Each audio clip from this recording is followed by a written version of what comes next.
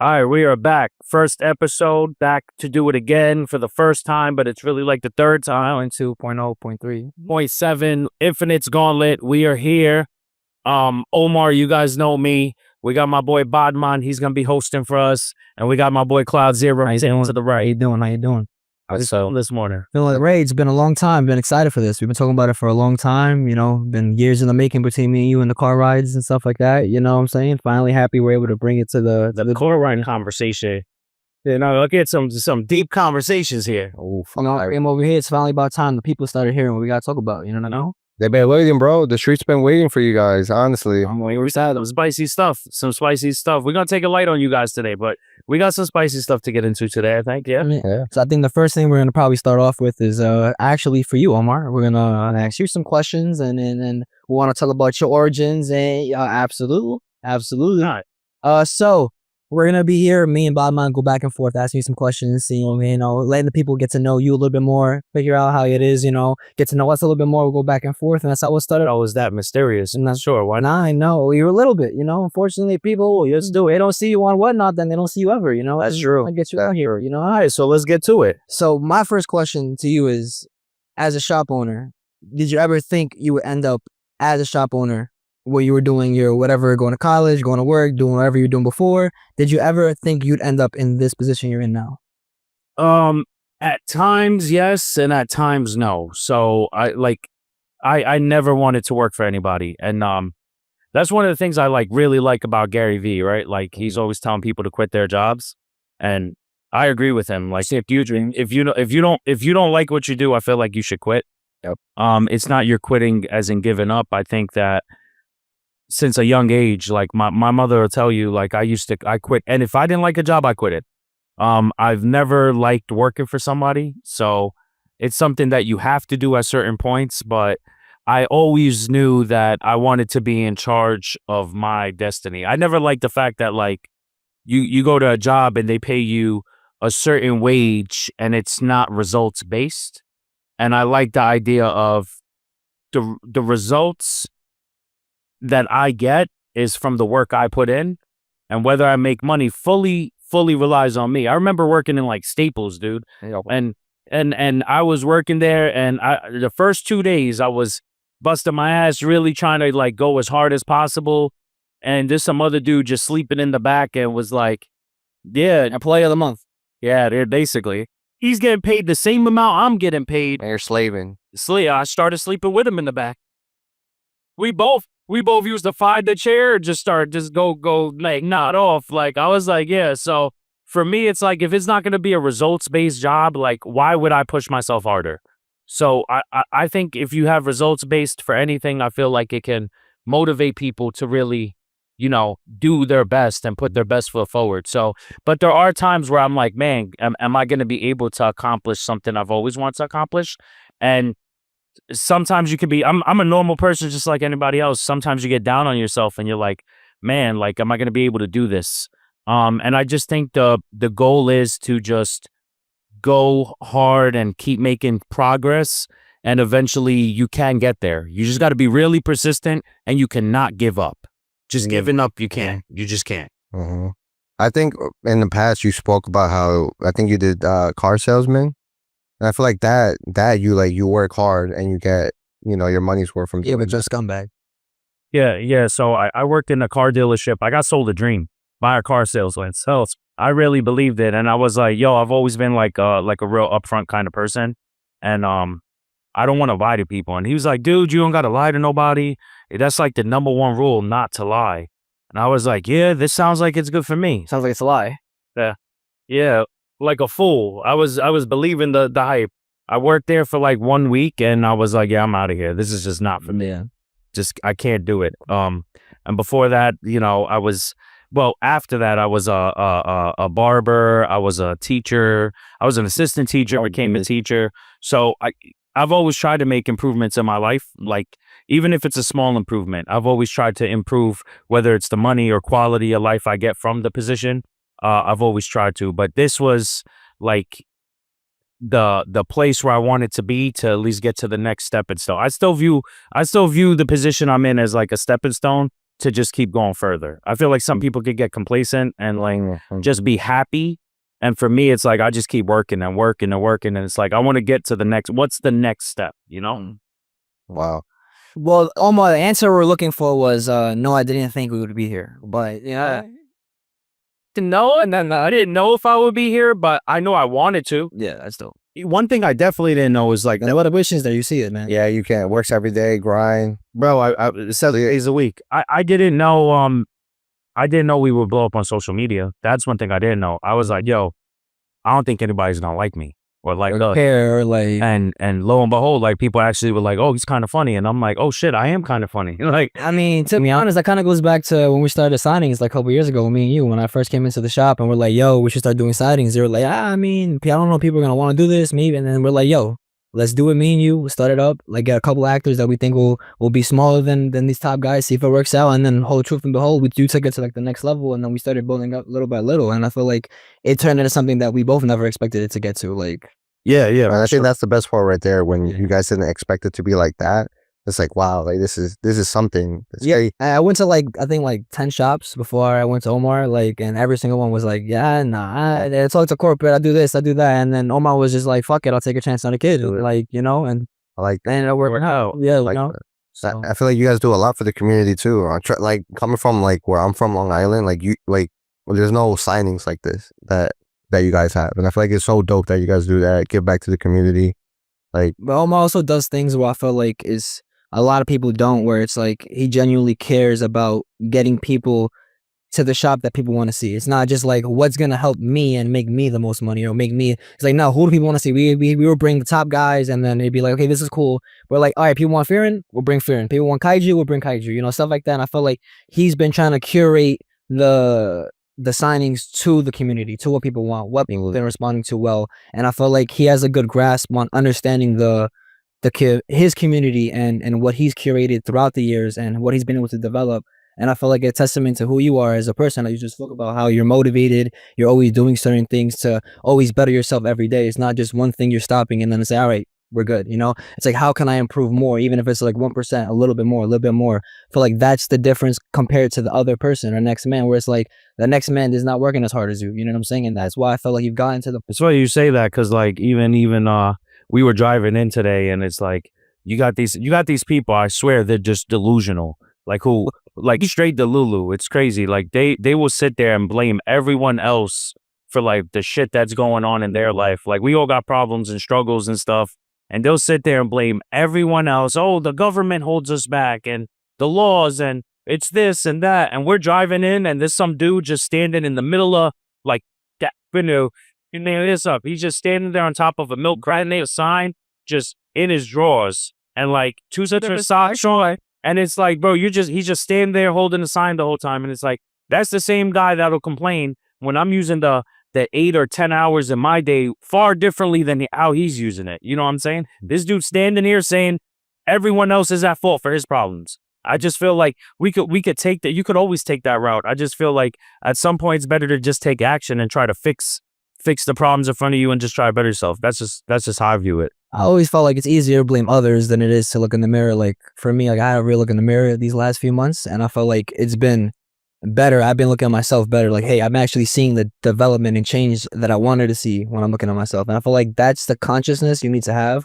for yourself. It's when you're like, hey, I need to make a change. I need to do better. And this is how you do it. You know what I'm saying? Right. And the late great Kobe said, like, you always got to be 1% better every day. And if you add that up in a year, that's crazy. That's my if you think about it. Well, play ever. Yo. Yeah. That's my goal. Well, I mean, if we're talking about basketball now, we can kind of transition into this next topic that we have available for you guys today. Omar. The Knicks are currently in the 5th seed in the Eastern Conference.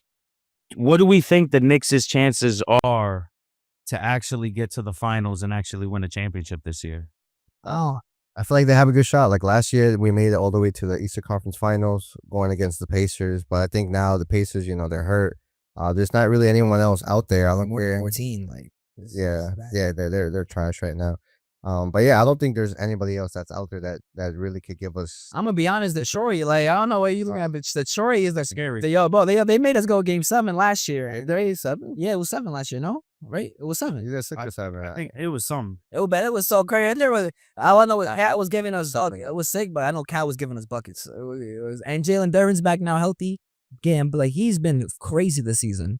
I'm still mad we gave OG Anunoby 225. I'm gonna be honest, he wasn't worth it, bro. He's not worth $225 million. Or you know who's not worth it? Mikhail. Mikal, both of them haven't been worth it, to be honest. OG's better. At least here's my thing. Mm. A good friend of mine said the best ability is availability, and Mikal Bridges don't miss a game. So at least for whatever we're paying Mikal Bridges, he's gonna play. Yeah, but you give him like 4 first-round picks? But this is like Shots the last playoffs though, so like and OG Anunoby, $225 million, I think. The dude is not a 1A or a 1B. We gave $225 to the third best player on the team who doesn't average 20. you think your game Mikal Bridges is worse than OG? Hell yeah. I think So. But I think look, she's a better two. I mean, they're both OG's two-way better. players, but Well, the thing is, OG had a bad hamstring since before we even gave him $225 million. and it was like, hey, let's give him $225. And then we were like, oh, well, that's the market. If we don't give it to him, somebody else will. But like, honestly, I prefer what the Giants did. Like, let him walk then. Yeah, That's my going. Like, but then Saquon won a ring, so it's like, damn. I hear you. He won a ring because he walked into a better position, but he could have been injured the same say next game. Like, he could have been injured. I'd rather not overpay than overpay and get OG Anunoby. To be honest, Josh Hart fell off the top of the earth. I don't know what happened to him there. He not regular, right? And he's not been playing well at all this year. He's coming off the bench. We really sitting here talking about $225 million for OG Anunoby. No. Oh, but he's nice though, bro. Don't tell me, bro. Sorry, let's see. He done this season to show that he's worth 225. Brunson, Bro, best player on the team, he got more. yeah, that's why took a pay cut though. In order for his boys, Him take the pay cut. okay, he's not a star though. But- He's not a star. Bunson's a star though. Beat this though. I think Cat's the best player on the team. You're wilding, bro. Hell no. Because right now, even though Brunson has the capability to drop 50, so does Cat. The difference between him and Cat is Cat's going to play way more defense than him. And defense wins championships. And we're going to need defense to beat Detroit because Detroit has defense. So that's my thing is Brunson's going to be a defensive liability in the playoffs. And Cat is going to have to pick up a lot of It slack. was a defensive liability everywhere he went. Yeah, but You gotta see how he plays. here's He my plays mad sus. I got love for Cat. I think Cat's a really good. I think Cat is like probably top 3 big man. But if Cat is not our top defender, then who is? OG, bro. OG defends the best players. or something. Nah, I'm for But like, who's defending the bigs? Who's defending? Who's defending? Mikal got us 2 wins against the Celtics. That's what I'm saying. That's why I think he's better than OG. OG, but like even then, he has the big shots with his threes. He was saving us in the playoffs. But OG defends against the best player every That is game, true. bro. That's true. He's lame. That he needed shooter for 225. Honestly, he giving me 25 points a day. Here's my issue with OG. I need more consistency with his scoring in the sense of like He has though. This year, Like- he has. like I need to see that when it's like gonna matter because last year we had to run through a Detroit, Boston, and the Pacers. Who are we going through this year? We got easy walkthrough. They're gonna have Easy, bro. who's gonna take us out? right now, Detroit. But that's what I said though. Detroit is gonna be the Detroit's hardest, a good one. right? But other than Detroit, who's really gonna have a chance to The take us out? Raptors are looking good right now. Okay, but I thought we could beat the Raptors. Who else? The Cavaliers. You always have Mitchell. You know. They're always hurt. They have like 4 injuries right now. Yeah, but you got Donovan Mitchell though. I mean, I don't. He dropped Well, 50 in the lose. Look, that's it. Like, what are we talking about? I agree with you. I think Detroit's scary. I think Detroit's scary too. I think Detroit's scary. I think Orlando can be scary. Yeah. I think the bit that's together. I mean, bro, these are not talking about you talking about the number 5 Knicks seed right now. Number 5, bro. Yeah, that's sad. Like, you know what I'm saying? On paper, hold on. On paper, we might have the best team on paper. But it's just they just not gelling right. Yeah, we're not Raptors- playing. We're not playing right together, bro. Forget the East. You think we being the Thunder? If we make it out the finals, like hell No, no. I asked if we could get to the finals. It don't matter who comes out the East. They're not beating nobody in the West, in my opinion. Like, I don't think anybody from the East right now can take out the Thunder or the Nuggets. I think forget the Thunder, the Nuggets. I think they would lose to the Lakers. The Lakers are playing good right now. I think- Lakers are playing good. If the Knicks play the Lakers, I think the Lakers will win. So final evaluation. Are the Knicks able to get to the finals? I think so. If Right they stay healthy, yes. Yeah, they'll find a way. It's different than the playoffs. Once everyone's healthy, Mitchell Robinson too, bro. Yeah, I know. Okay. Oh, y'all both think they are. Y'all know I've been a Knicks fan since birth. I was born with like a Knicks hat on since I came out the Gary him out with it. It'd be lovely some next year. Yeah, the Knicks are not going to the finals this year. I think the Knicks are getting bounced out first round, and I think we're getting bounced out from the conference finals first round. I think this is the last year. I think there's gonna be a rebuild next year. So now let me ask you a question. We're gonna have to rebuild. His team is just not. That's my opinion. If you think the Knicks aren't gonna make it to the finals, who's making it to the finals in the East? It's just not the Knicks. It's not the Knicks. So who can it be? It's a free for all basically between Cavs, Detroit, Toronto. I think it's gonna be. I think the Detroit Pistons are probably gonna go. The Detroit Pistons are scary. They're young. They're tough. They beat us last year, not even based on talent. They just out-toughed us, out-strengthed us. Like, they just play stronger. So, and I just feel like the Knicks, which Knicks are we going to get? It's such an inconsistent team. For me to put that much, it's going back to the finals, I don't know.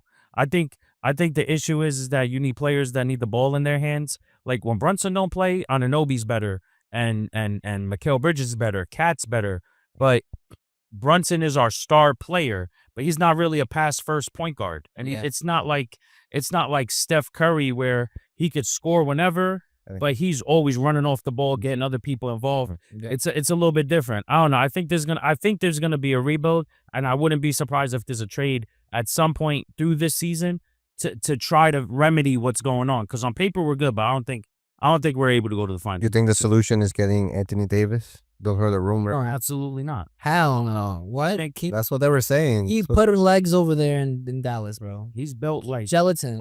He's built like old man Tories. No, he's built like old man Porter. No, Rice Krispie treats are solid. They're like hard. I mean, not like crack, and he be cracked like They crack after he's like soft porridge. Like he falls and melts like butter. Like that little sauce you put on the thing. Like it's nice. It's kind of crazy how you're saying that we're gonna get bounced out in the first round, though. That's kind of crazy. Yeah, I don't know. First, think about it. We're number 5. We'd be playing technically right early though. We're number 5. Who would we even be playing? It's still early. Right now, the Knicks would be playing the Cavs. We're 10-6. They're 12-7. I think you guys the Cavs. We beat the Cavs. The Hawks are 11-7 without Trae Young.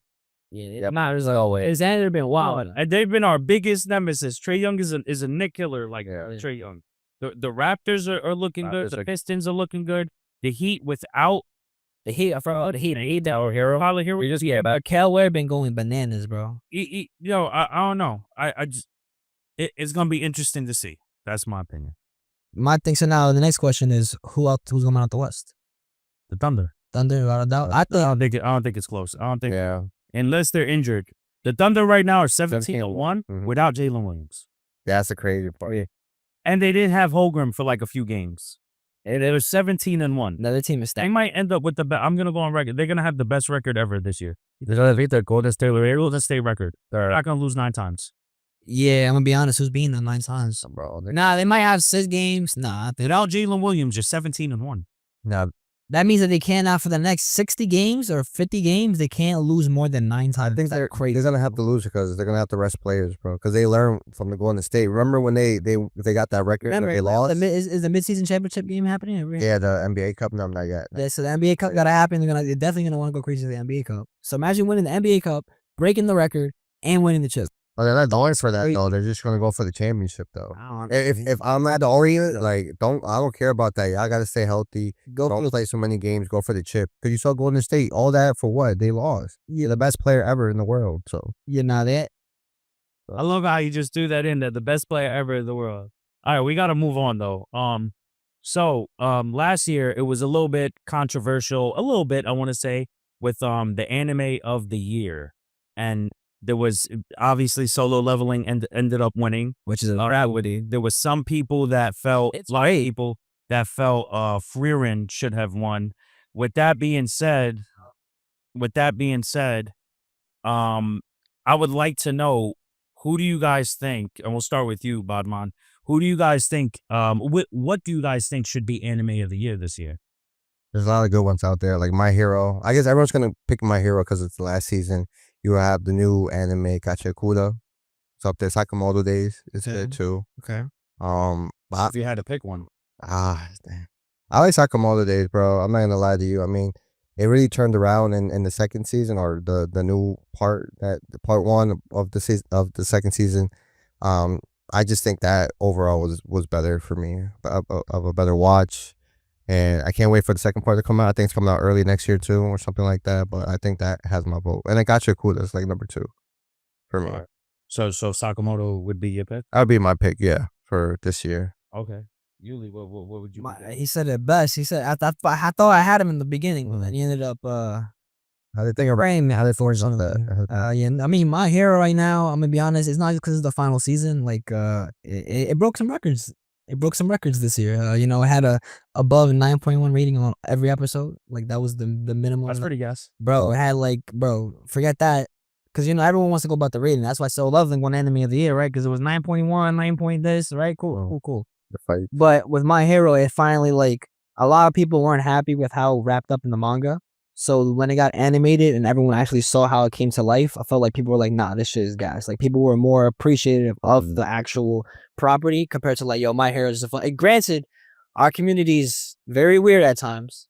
But, you know, if we're looking just at the art, you know. You're a My Hero stan. Yeah, I'm the standy stan. Like, Are you really? I'm the biggest My Hero stan. I have like a board sign with like almost 35 actors. Like, I have like, we have JV, Deku, like that's my guy I'm waiting for. Like, those are my guys. My Hero, cause, but for me, the reason why I love My Hero so much and why I think it's one of the best animes. Well, this year. No, Anime of the Year. Look, that's what I'm saying. That's what I'm saying this year. Let's stick to the script. We have problems here sticking to the script, so we might go off topic. So you're picking. That's My Hero. So My Hero for this year because she created the most captivating emotion and it had a solid wrap up. It was the definition of a solid season to the point where it was like there was nothing to be wanted. You had the biggest fights. You had the best animation. You had the emotion. You had people wanting, yo, next episode's about to be fire. I can't wait. Like, people were hyped online for everything. Like, so I felt like when it came to the best anime this year, I think it has to be My Hero hands down. Yeah, I'm not mad at it. I'm gonna totally disagree with him because I don't know what he's talking about. I think My Hero. I think I've seen it. I've seen parts. I'm not a My Hero guy. I've just never been able to get into it. So by default, I'm not saying My Hero. You see the Sakamoto Days hoodie. But I do think I would give it to Gachi Akuda. Gachi Akuda was different. I like the story behind it, the message. Shout out to Zeno Robinson because he absolutely bodied his role. He talk about emotion. He plays like a psychopath in this show, and it's like you felt it. So for all the sub people out there, for all the people who are like, oh, only sub, yeah, you might want to watch this in dub, all right? Because this was a hitter. What's his name? Jabber. Oh, Jabber. Yeah. So he plays Jabber. Can hate Sweet. Yeah. He absolutely bodied that role. So shout out to Zeno. I definitely think Gachi Akuda, like, it's a different story we're not necessarily used to. It's not something that's like every day. I like the premise of it with the items having There's like some we're farming because we like the ore farming, right? Like we like feel like it's a standard anime. If you don't have ore farming, you gotta have some ore farming, right? So like I feel like it's not a ton of it. I like the character development. I feel like they really got into it. And it was just different, right? And I think there's a lot of people who can relate to the main character too. Like, it's almost like not being given a fair chance, being considered bottom of the barrel, things like that, right? And him just being blessed with crazy gift. That power is different. The power is different. So I don't know. That would do it for me. I would probably say Gachi Akuda. See, here's my thing. I feel like the reason why Gachi Akuda can't win, it's too new. It just came out. Like, it was good. It was solid. You know, it had. That's wrong. It says Anime of the Year, not of the years. No. But that's what I'm trying to say. Anime of the Year. Like, I felt like with what My Hero did with this season, it just beats it because like it had its moments that were cool and dope. But like you name a few moments cool. Like, every episode hits on My Hero, and that just beats it. And that's not the for Gachi Akuda. I bet season 5 of Gachi Akuda is gonna fucking destroy whatever's gonna be out there in the first place, you know what I'm saying? But I just feel like because what My Hero has accomplished and what he did with this season, wrapping up the last 7 seasons, you know, I feel like we're gonna let you guys pick, and you guys let us know in the comment section what was Anime of the Year. I'm curious.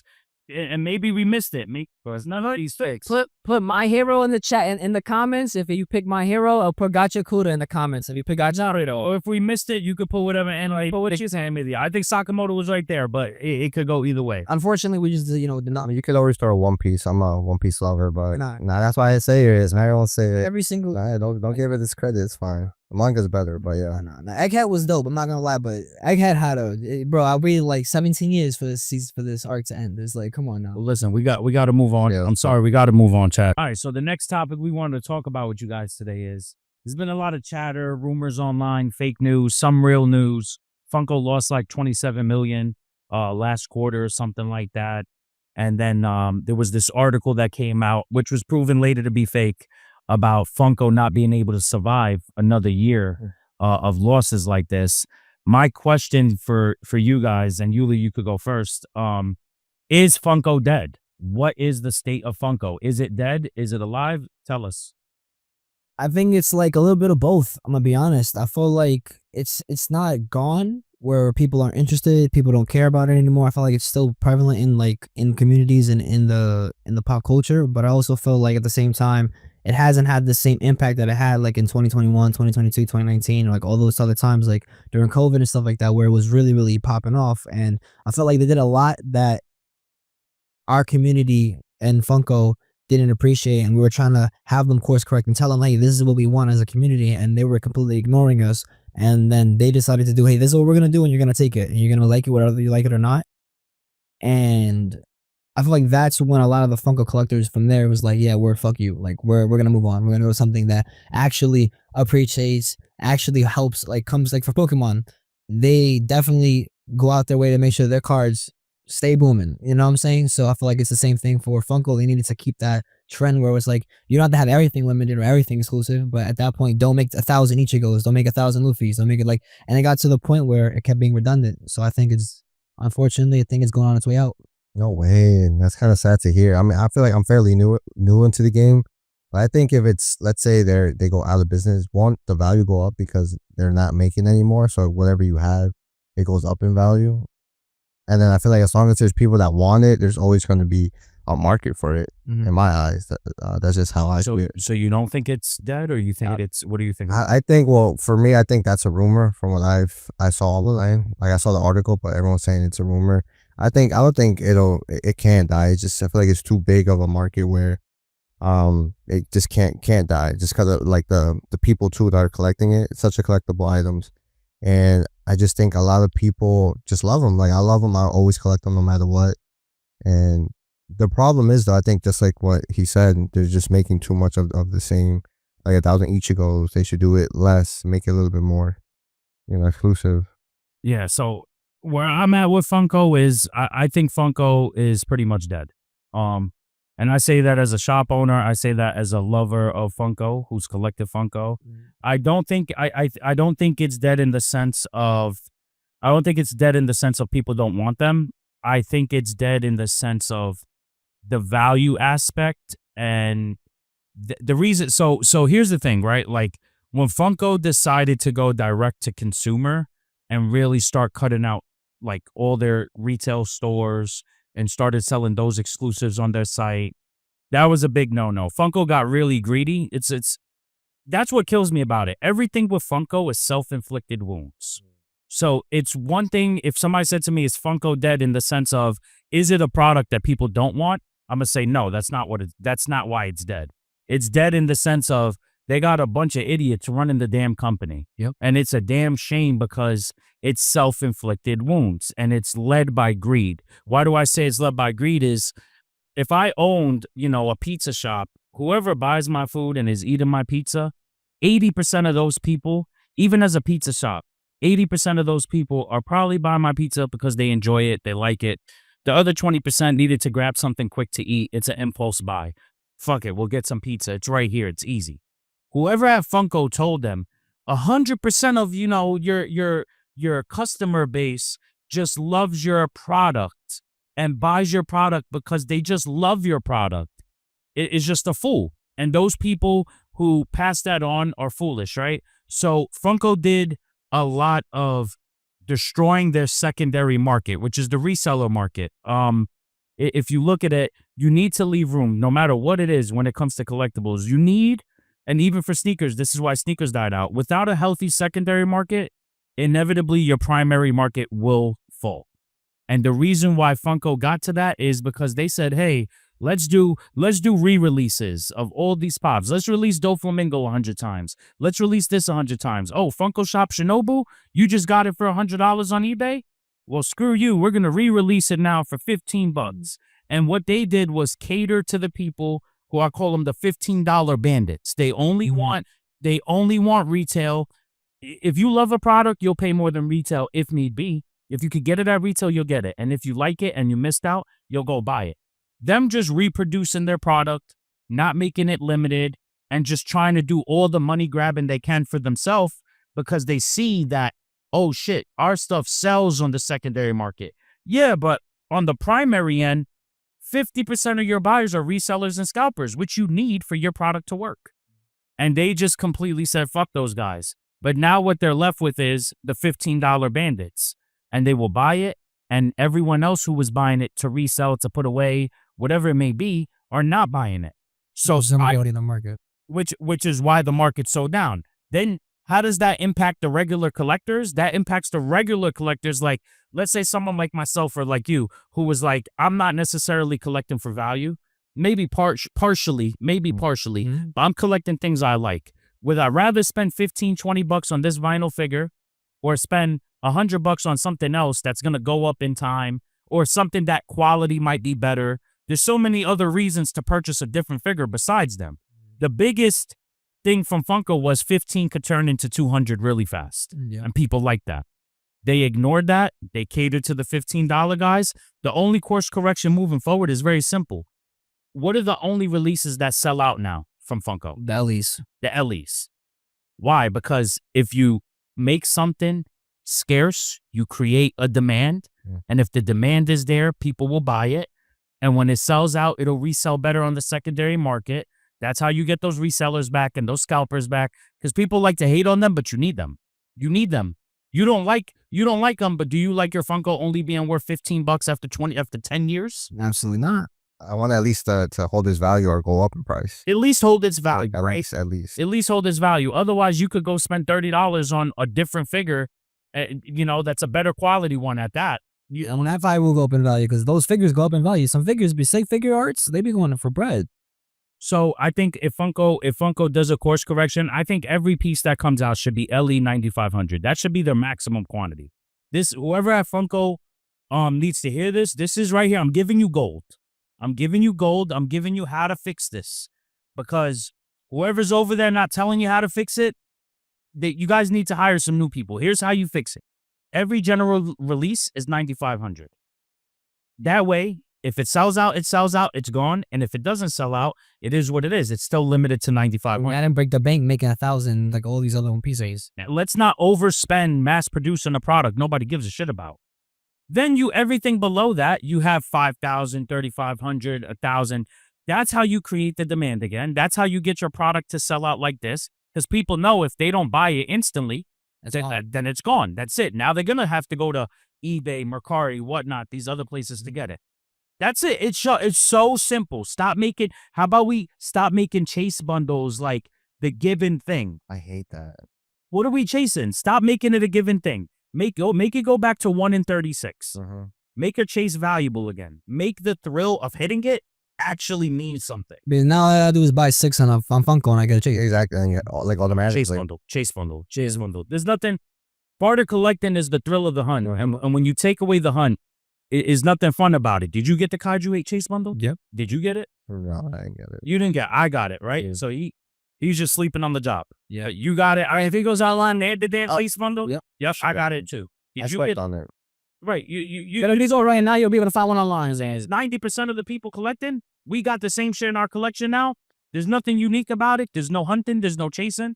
That really did a number. So whoever at Funko needs to hear it, just make everything limited and listen to your clientele. Listen to your people. When they say we don't want chrome, we don't want art series, we don't want bullshit colorways, you just listen to them. Stop doing recolors because it's cheaper than making a new mold. Make the new mold. Yep. Or make a new character. So let me ask you, you think that's what they're going to do, or you think there's any, like, you think they're going to go towards that direction or anytime soon? They got no choice. Otherwise, all you're going to continue to do is try to hit people. And this is again, they failed. Why do companies run sales? Because they had to get inventory out. Because they got to get inventory out. Do you think they'd be running a sale if their product was selling? Hell no. This is basic like economics, right? Like if the product is selling for 15, why are we putting on sale? So like the new Dandadan Pops that just came out, it's a new release. They're giving it time to sell. It's not on discount on Funko. But you could go get a pop that someone else paid $15 for $6 right now on sale because they made 30,000 of them, didn't sell them out, and nobody wants them. So All they're doing now is making people not even want to spend the retail price. So they just keep doing it. What other option are they left with? We never had limited anime pieces till legit recently. Like, we had the limited Goldie Roger, we had the limited Mike Guy, and that was it. Like, that was it. You never even seen a Freddy Funko as like an anime piece. Nope. Now they're really leaning heavy on everything's gotta be limited. That's what they have to do. Otherwise, I think someone else should buy the company. Personally, I think they should sell and give it to someone who knows what they're doing. Whether you liked it or not, when this company came about and people start collecting, you might feel like it's a toy, but you got to make adjustments as a company. And if people are collecting it and there's a resale and there's a value for it, and that's what people are after, then you have to say, oh shit, and you have to adjust accordingly, in my opinion.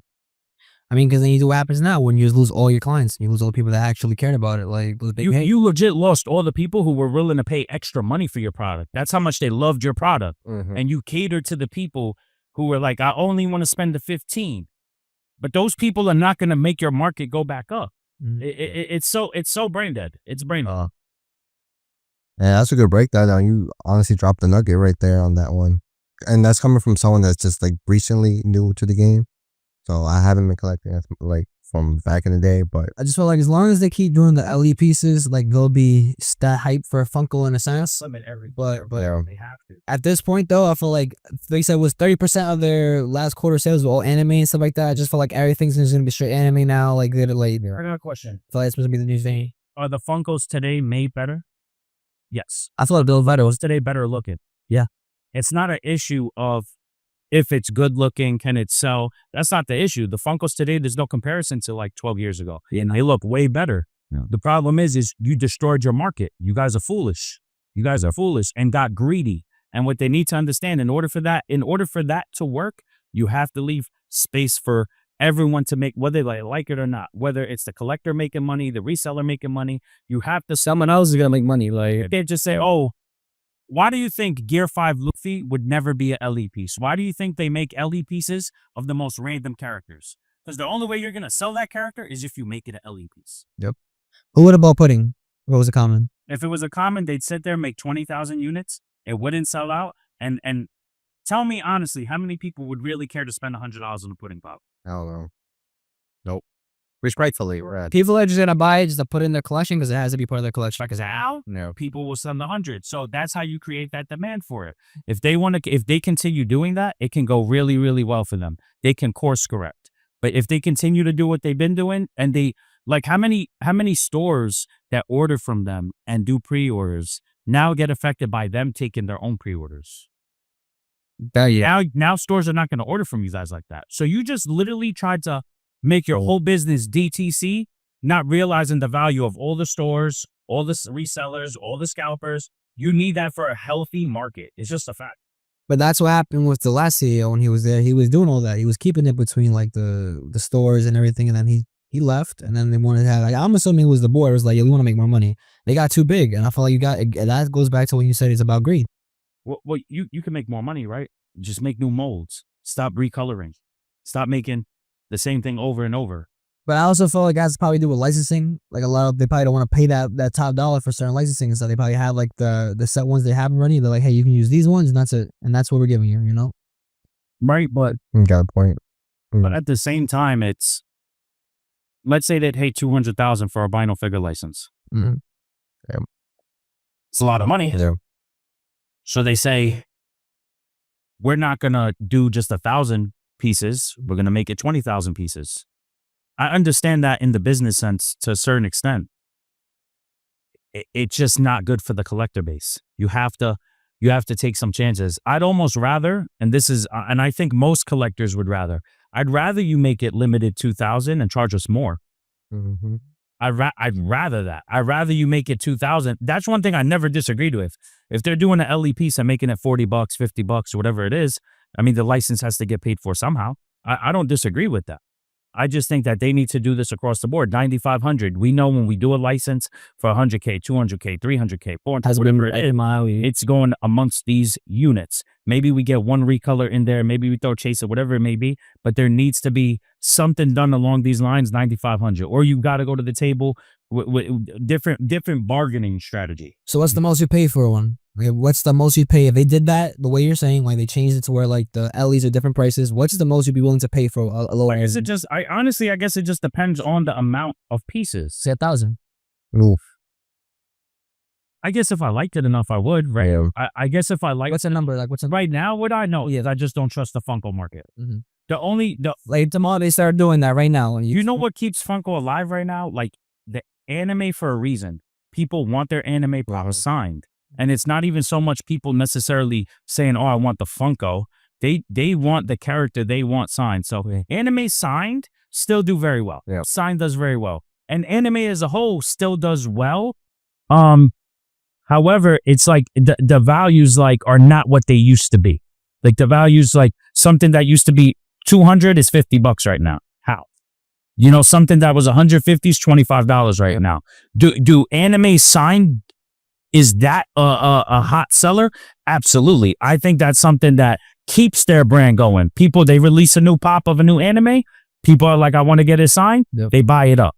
So I think that's one good thing because that's the one part of Funko. But again, people are buying the value of the signature, the quote, the other things that are going in. for the actor, not the Funko. Not necessarily the Funko. Like if some Those other are easiest to get. if any other brand there's other brands out there like Thrilljoy that are limiting everything. They're going to be in direct competition with them pretty soon. The licenses they have are not nowhere near like what Funko has, but they can. Ones though. They've had some decent ones, but Yeah. it's another window that can get signed with a vinyl figure. Another window with another vinyl figure. So I think they got to do some course correction. It's not the product that people don't like. It's their business tactics. Yeah, I agree. Just like how you said, it's self-inflicting wounds because they got greedy. Well, perfect example is Thrilljoy. Here's you said, remember how you talked about the 1 in 36 chase? They have a 24 piece in every drop, where it's 24 pieces or a super whatever premium chase or something like that. I think it's 24 pieces if I'm not mistaken. And you can literally buy one from fucking Hot Topic and pull it. They did a Fredo from Lord of the Rings. You know how like there's the 1-of-1 ring, but they did a 1-of-1 of him. They found it in a local Hot Topic in fucking like Wisconsin or some shit. And it's like you could went and bought clothes, went into Hot Topic, bought that, and now you have a figure worth $3,000. Like that's the Thrilljoy like hunt, and that's what people I feel like are missing. And what's funny, Thrilljoy's owned by who? Mike Moriarty, right? The guy that left Funko. I think a lot of these companies too are trying to go with the gotcha boxes. Also, like everything, they want to make everything a mystery. I think people like it was fun. I think people did it. I don't think it's gonna end up good if Funko tries to follow that trend of like, let's do mystery boxes and like it's just like, you know what I'm saying? It's just another way. You know, you got to find a way to, you know how you can maximize your profits by limiting your pieces, limiting the amounts, going after like I'm sure there's a deal they could work out. Hey, we'll pay $300K for the license for I don't know, let's say like Vegeta, but we'll give it to us a little bit cheaper. Like we'll take the license for like Raccoon or some shit. Yeah, like somebody nobody really cares about, and we'll make it a little bit more limited. That's how you get people to eat up your product, right? There never used to be just anime releases just sitting on Funko. That never used to be it. they're still there. They're still there for $5. It's crazy. Don't let them make it happen. Right. Damn. So brings us to a very healthy discussion. Yeah, that was a good time. Yeah, very good. Hopefully you guys understand where I'm coming from. At least my Let me drop some knowledge on the people. It's not just speaking as like just a reseller. I'm a collector too, right? So it's not. So we're all collectors here, like you know, said like, we're all collectors. Like it's a product I care about. It's a product I enjoy collecting. I just don't like that they made me lose all trust in them. Yep. And they did that. If they could do that to me, who was behind them for a while, like the longest, how do you think the regular person feels? Everybody feels that way, but. A hot topic right now that I really wanted to discuss with you guys was how do we feel about Bad Bunny being headlining the Super Bowl halftime performance? Do we think this is good? Do we think this is bad? Why or why not? Badman? To me, I think it's good for the NFL just because it's having a different audience compared to last year too with hip hop and Kendrick and all that other stuff. Yeah, exactly. It's trash. Exactly. So I think they're trying to gain a different audience, and it's a lot of controversy because of whole, Donald Trump, and he's not Bad Bunny's not a fan of Donald Trump, and you seen it too how Trump is like, yo, we're gonna have ice outside of the concert. I mean, outside. And that was crazy. A lot of people are, and even I think the Charlie Kirk that's also crazy. His thing. Yeah, they're gonna have like their own halftime show dedication. Yeah, just for like, this is how the halftime show should be. And it's crazy because it's just an artist just performing. Like, we never had anything like this I don't know before. what to do. I mean, Shakira was halftime performance before, and she's, you know, Hispanic. And I was surprised because Bad Bunny's anti like Trump and all that stuff. And he's like, you know what, I'm gonna do it. And then people are gonna light out, either whether if it's at home or going to the actual stadium. People are gonna go show the support. And I bet you right now, most of you guys, most of the girls, so they're gonna tune in. They're gonna go and show support and do what they got to do. And everyone's gonna be singing. And then he said it too on SNL skit that you have from this point till February to learn Spanish and get to know his music, and because it's a bop. And he's a global superstar. Like, you go down the street, you're gonna know who Bad Bunny is. So I think it's good. A lot of controversy around it, but I think it's just a lot of noise though. You? I don't know why it's such a big deal. Like, it's just Super Bowl. Like, it's not like, ooh, like, I get it's like the biggest event in American sports or whatever. But it's another artist perform at the Super Bowl. I get he got beef for Trump. I don't know why it's a headline news. Like, why everyone's, Bad Bunny's at the Super Bowl. It's like, I get it, he's Hispanic. So what? Like, I feel like we got past this point of like inclusivity and everything in this country where it's like, so what, he's Hispanic? Yeah, I get it's American football, and I guess that's the stigma behind it, that it should be American. Like, for all that, then every fucking person at the Super Bowl should be a country singer, right? It should just be a different country singer every fucking year, right? It should, like, you know what I'm saying? That's not what it is. It's about what's in the culture in America. Like, and unfortunately right now, but unfortunately for the haters, you know what I'm saying? Like, you know, right. That Bad Bunny is one of the global superstar right now. He's one of the biggest artists in the world, you know, and everyone in America, majority of America, I think the bigger argument for those people were all his songs are in Spanish. Yeah. I think so. What do you say to those people? You put subtitles on the big screen while he's performing and you read along. Say watching anime. Yeah, like, that's it. All right, people watch subtitles on Netflix with their families all the time, right? So he got a problem now. You watch Squid Games, right? All right, you didn't watch that shit in English. You're like, yeah, most of us watched it in like Korean. You know what I'm saying? So like, I just look at it like, feel like people just want to have reason to be upset. Like, it's America. Yo, I can't stand those people. I gotta be so honest. Like, there's people who are just miserable with their lives, who like want to find anything to be upset about. So today they want to be upset about Bad Bunny headlining the Super Bowl. And it's like, oh, all his songs are in Spanish. Well, this is my take on it. You don't need to understand Spanish to like the fucking song. And Bob, boy, That's like, right. like music can evoke an emotion from you, whether it's through the lyrics or through the melody, whatever it is, it can evoke an emotion through you. I listen to Bad Bunny all the time and I understand 12% of whatever the fuck he's saying, Right. but I enjoy it. So for all those people that are like, oh, you don't, guess what? You might like his music now if you haven't been, I don't know how you're in America, never heard a Bad Bunny song.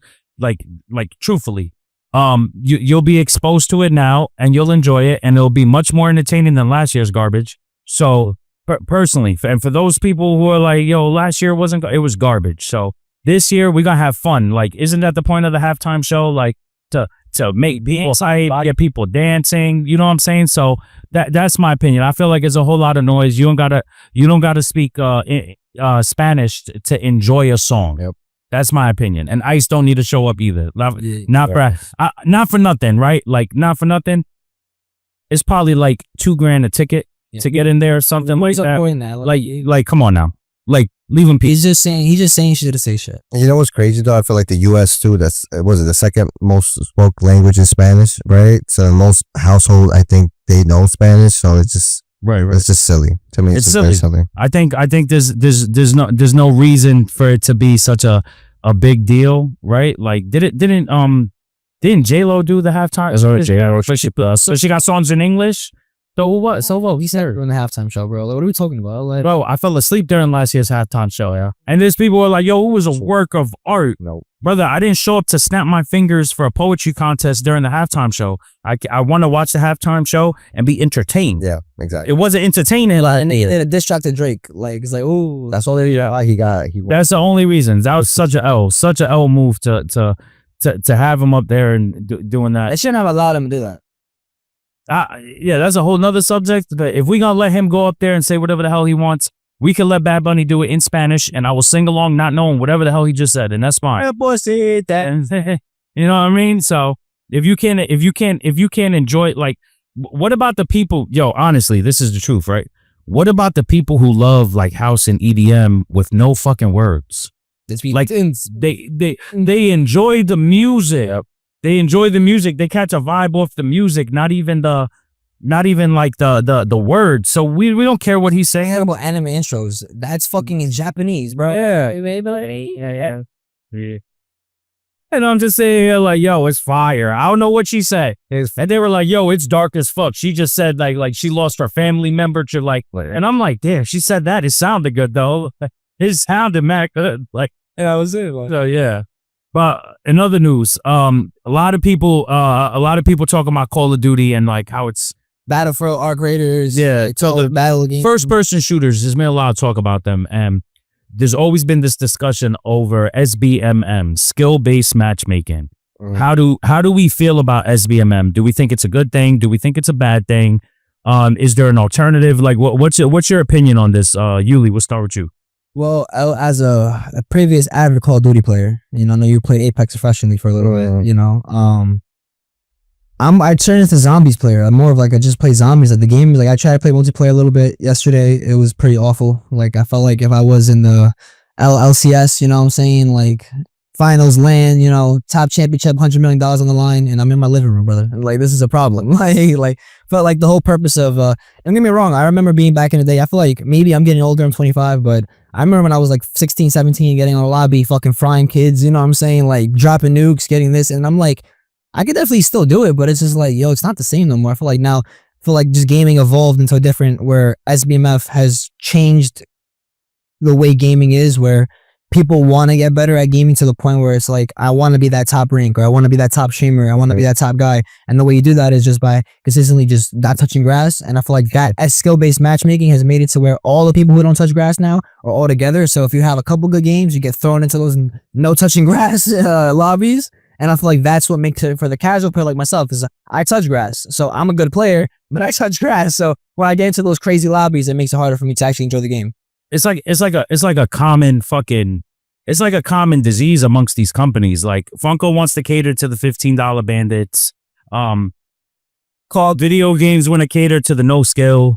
Like it's like annoying. It's because they know like those are their audience now, because they know like for us, like for me, I'm almost like 30. They're not gonna cater to me anymore. They're gonna cater to that 15-year-old kid now. You know what I'm saying? He's gonna be like, mommy. But what skill-based matchmaking is gonna, like, it is catering to everybody technically, quote unquote, right? Yeah. Because if you're just ass at the game, then you're just gonna be playing against other ass players, right? Yeah. But for somebody like me, let's say I'm good in the game and I want to play pubs. I don't want to play like a ranked match. Why do I have to sweat in pubs? Like, why do I have to go in here and try my hardest? Why did you do that to me? Because I'm good? So you just, like, Funko wants to punish the people who spent money. These guys want to punish the good players. Like, no, just get good, kid. Like, that's it. Like, just get good. Like, and if you have a bad game, you have a bad game. And maybe the next game you get better. It is what it is. But the whole skill-based matchmaking, that's why ranked modes exist. Why are we making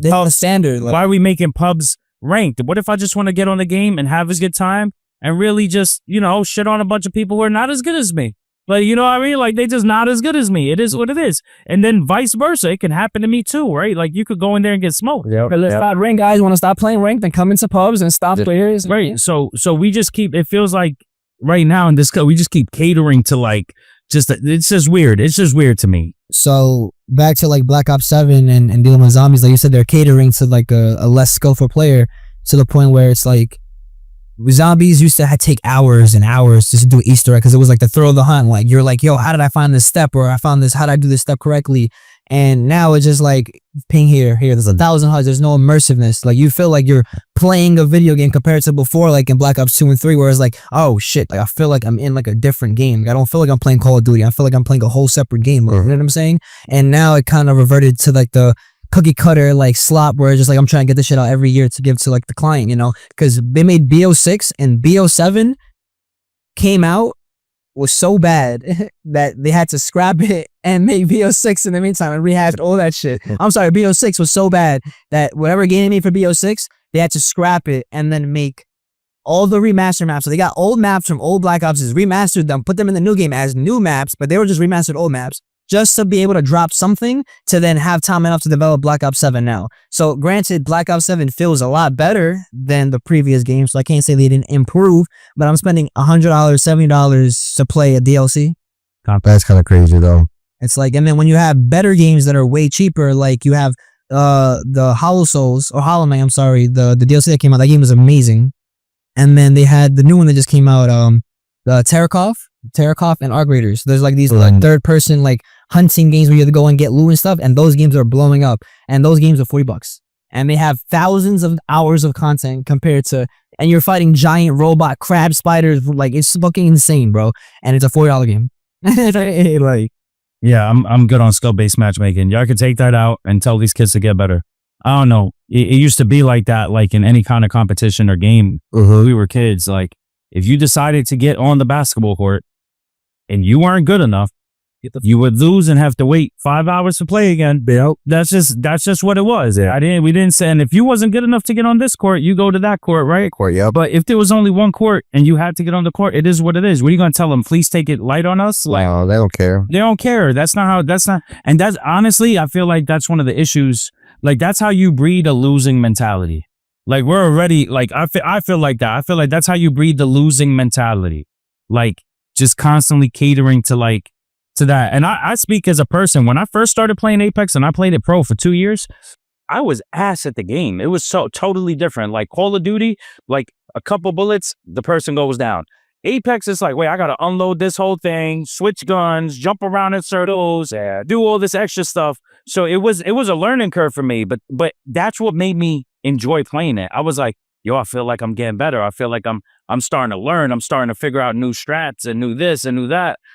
Now it's just like, no, we'll just put you in there with a bunch of other guys that are like looking up at the sky like this. Like, that's just whack. No, you're gonna have to learn by seeing that guy annihilate you in like 2.5 seconds. Like, you're gonna have to learn, oh, what did he do? That's how I get better. Not playing against the dude who's doing the same thing. We both over here just looking at the sky in circles. Like, bro, I know I was asked at Apex when we're playing here in the store, and I'm playing, and Omar's like, "Yo, you do this, do this." I'm like, "What the fuck is he talking about?" You're right. Yo, he grabs the controller, my nigga, and then he just starts Well, some crazy. jumps it over here. He's like Euro stepping on this side, can't right there. I'm just like, yeah, I'm terrible. Just like we're homework, but that's how you learn, though. Yeah, you already did good. Did I did good? Then you're out. Or you have your boy carry you to, Yeah, which is fine too, though. the backpack is always open. Yeah. Always open. It's back, you know what I'm saying? So oh yeah, back problems. Now it makes sense. that's it. I've been carrying y'all for some time now, for so many years. It's crazy though how gaming is now though compared to when we used to play it. There's no like matchmaking like that. It's either you got nice or you just or you play with your boy that's nice. That's what made it fun, when you get in that lobby and you're like, yo, these kids are bots. And you're like, I'm getting to nuke this game. Now it's like, yo, I gotta really struggle just to do this. Stay But positive, bro. Like, I'm not playing ranked. I'm playing pubs. Like, just open up the matchmaking. Let me have fun, please. Or, well, it's not fun for them. We'll tell them to get good, please. It'll get better. It gets better. bro, play another game, bro. Like, All right, figure it out. Figure it out. So I just feel like now that the way gaming progressed, or like the way streaming was, where it's like, if you're good enough, you could become I feel like the fallacy in people's minds is like, if I'm good enough at a video game and I saw my dick off and I go stream that, the people are gonna just give me money and want to watch me. No, that's not how that works. So like, that's not how that works. so like it's really not how that works. Most of the biggest streamers now are not even gamers. So like I think that's actually leading us into our final topic for today, right? When it comes to like the streaming world, people like to hate on it, right? Like, oh, these streamers and people just sitting there throwing money at them and watching them. How do we feel about that in comparison to like the media we get from the news or the TV shows they push or the movies they push? What do you think it's saying about the culture like that we're in right now? What do you think it's saying about the people of this country and being so in love with streaming culture? Badman. I feel like streaming is right here. If it's not already here, it's up. Like that's what everybody watches. I mean, bro, like you see the BET Awards. People, when Kai Cenat went, people are not watching the BET Awards. People are watching Kai. It's all like whenever you bring Aiden Ross, he goes to the Playboy Cardi concert. There's gonna be people that are tuning in for Aiden, not for the Playboy Cardi concert. So I feel like streaming plays a big role, and honestly nowadays it's a lot of people's dream now to be a streamer. And you hear on the streets too that streamers get paid more than these rappers. And back in the day, we used to see rappers like, yo, like they got all this fame, all this money. Now like, yo, streamers, they get paid more than that, and they hold more of a weight. Like whatever Kai Cenat does, like you're gonna see on the news. Granted, he is like a top 1% streamer. Fucking GOAT. That yeah, him, Speed's taking over. Like it was crazy because I never had that, bro. I never streamed. Like who would have thought like people will actually watch you just talking to the camera? You know what I'm saying? Actually, like make a living. I just felt like streaming now, you can have zero talent.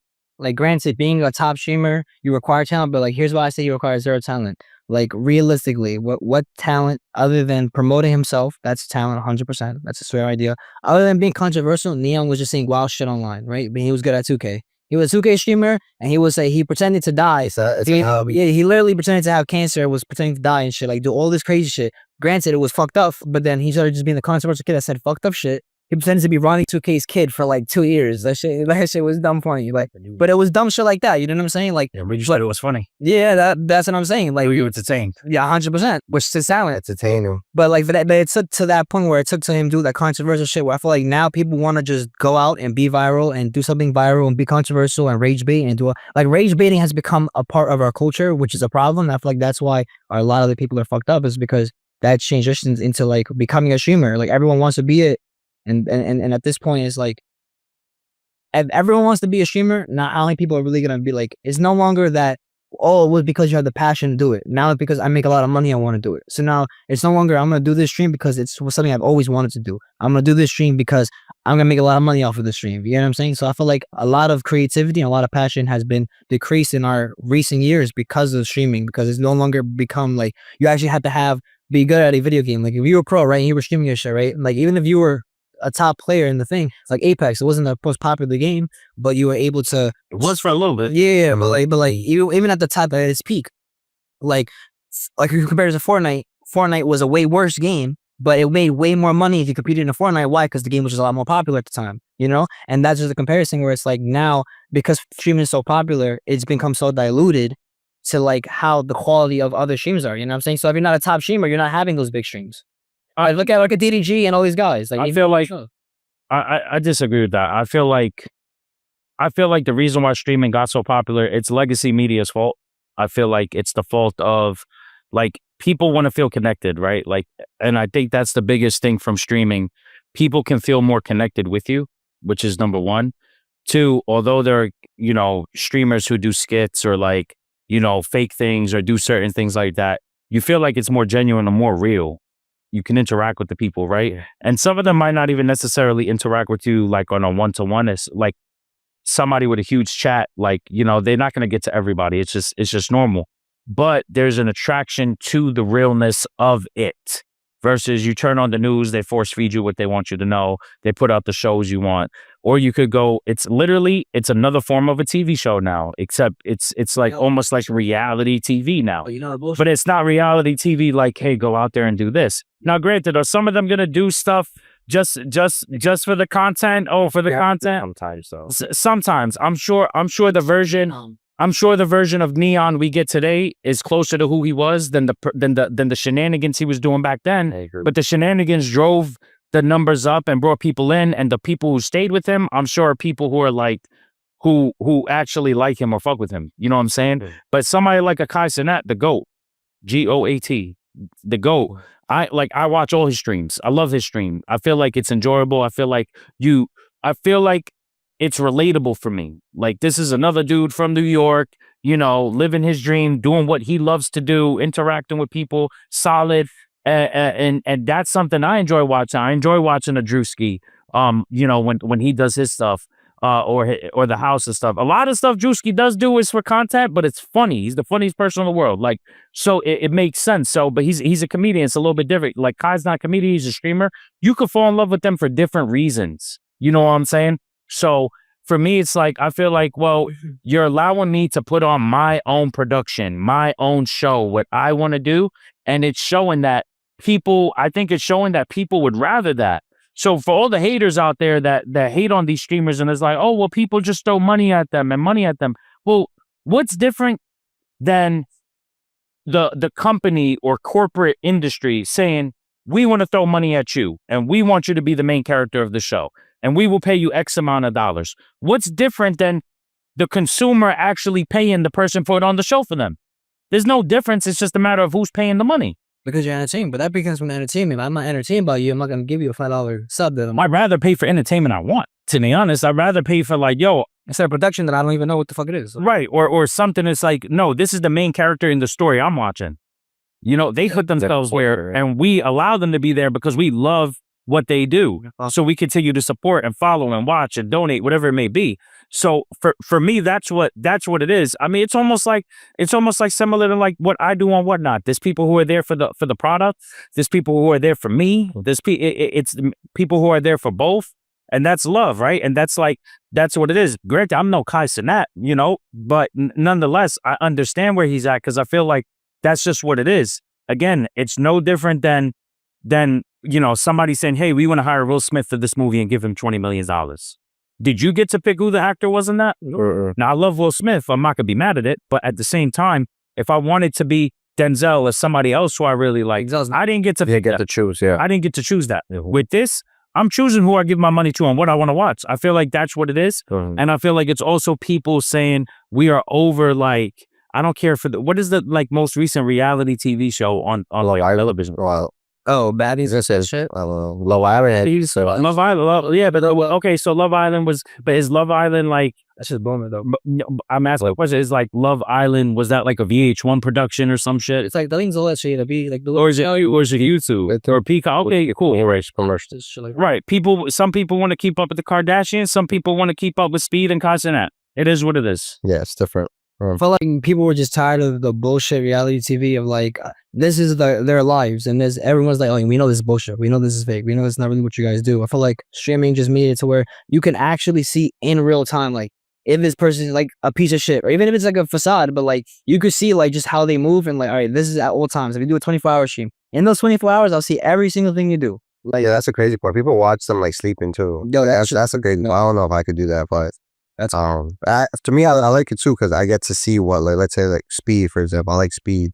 I get to see what he actually does. Like, I'm older. I'm part of the older generation. So I was like, this guy really just be walking around like, yo, let me get like a burger. Yo, this burger's fire. I'm going to tip him like $1,000. Crazy how much people are into like other people's lives. Yeah, exactly. Right. When it's just, you know, at the end of the day, it's just a normal person if you really think about it. But you know what gave birth to streaming, reality TV, like really gave birth to like IRL streams. Except now it's really like there's no producer sitting there saying, hey, I think it'll be good if you talk about this. No, it's like they're directing their own movie. I think you got to have more talent. I think you got to have more talent, more patience, more creativity to be your own producer, manager, and all this stuff for your thing. Now, granted, like somebody like Kai Cenat, he did Mafiathon. He obviously has a team, but for him to be the brains behind the brilliance, that's tough. That's insane. That's talent. You say when you sit there's a lot of no talent people, them hot tub streams, they just want to get in a hot tub and sit there and you got a bunch of city girls. Yeah, like that's not every streamer. And some people think the IRL streaming is just sitting there and people, there's gotta be something that draws you in. You know what I mean? And it's different for each person, but nonetheless, like that's why I say that person's goated to me. So, but I do think the media and current television really made it easy for people like me or you to say, yo, I don't really care to watch this shit. I don't. I'd rather watch this. I mean, most shit goes on to online streaming. It's not even like a lot of TV. You rather watch TV. Like, I'm on YouTube. What's that cable box? Like, realistically, we're on YouTube. You know what I'm saying? Infinite Club. Whatnot. Yeah, Infinite Club. Not, yeah, exactly. So, how y'all feel? First episode down. Yo, it felt good. All I get were good convos. It felt productive. You know, felt good. You know, shout out to you guys for watching at home. Listen, it took a while to get this done. The last guy we had who was doing it never got me a finished product. It happens. It is what it is. We appreciate the love and support y'all have given us. We hope you enjoy the pod. It should be out hopefully by this weekend. So Stay tuned. Drop a comment. And You know, just getting food while you watch. sir, Happy happy Thanksgiving. Enjoy. You guys. Tell us what you're thankful for. Tell us what the anime of the year is. And we'll see you guys in the next one. Or love. Peace.